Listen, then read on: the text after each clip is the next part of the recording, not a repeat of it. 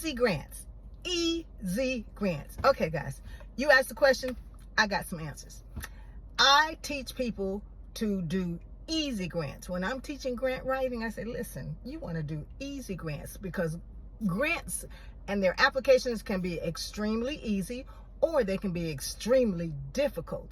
And so here's some of the things that I look for when I'm looking for easy grants.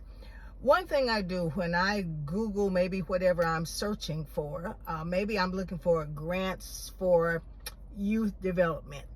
That's just one of many categories. I look for a grant that does not end in the letters .gov. You hear that? .gov. And that's because a grant that ends in the letters .gov simply means that it's a government grant.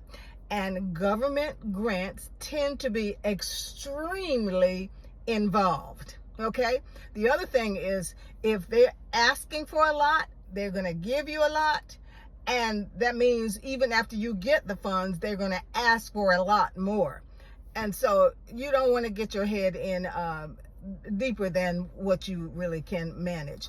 And the other thing you want to keep in mind, listen, if you have never gotten a very small grant, I'm talking $100 to $500, why would somebody give you $1 million? Now, it doesn't mean that it doesn't happen, because stuff like that happens all the time. But it's a rare thing to just get $1 million out the blue when you have never been able to get money from anybody, because you need to do like the scripture say. God say, I'll make you rule over many, but first you got to show yourself worthy to manage the few. Okay, the few dollars. Okay, so that's the first thing I avoid, ones that say .gov. I always go and preview the application so I can run through and look through it and make sure that I have the answers to all the questions. That it doesn't take but a minute to do that. Most of these applications will let you look through them. And let me correct that. I said most, more of them, because there are a lot of grant applications that will not even let you look at the application until you've answered one of the first questions. And one of the first questions says, what is your tax ID number? Now, that's for people who feel like, I don't need a tax ID number. Can I get grants without a tax ID number, without being a legitimate nonprofit as proven by the Internal Revenue Service?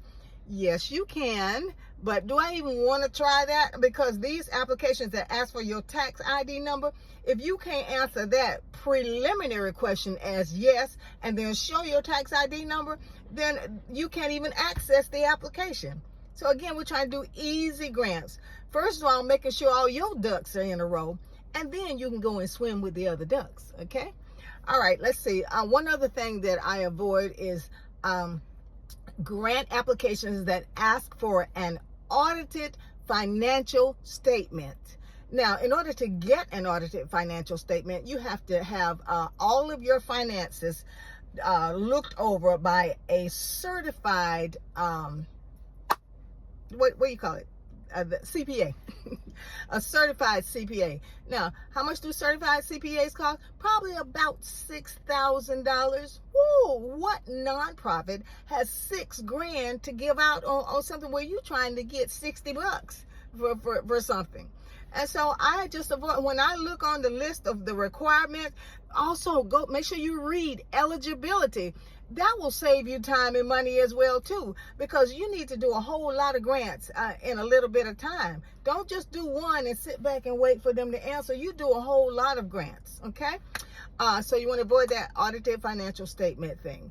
And the thing is, usually when you start getting into grants where they do audited financial statements, now you're at the point where you're asking for the big money. Okay, so listen, I may do this in a couple of parts so I don't wear y'all out at one time. I know it's a lot of information, but again, listen, click the link in my bio and get my ebooks. I'm doing it for $3 just till my birthday.